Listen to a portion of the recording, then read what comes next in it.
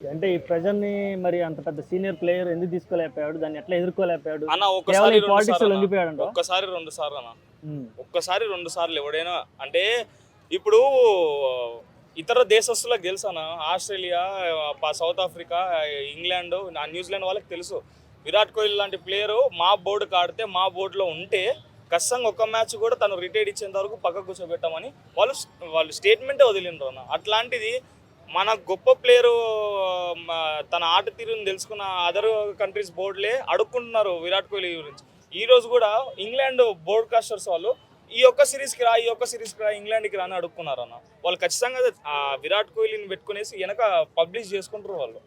Okay.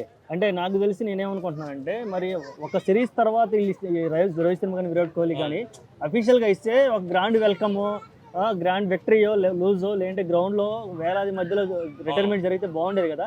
ఎందుకు ఇలా సడన్‌గా ఒక స్టేట్మెంట్ తోటి ఒక చిన్న ప్రెస్ మీట్ అన్న ఆల్రెడీ ఏం అంటే ఇప్పుడు సీనియర్ ప్లేయర్స్కి అట్లీస్ట్ రెస్పెక్ట్ అంటే దక్కాలి అన్న టీంలో.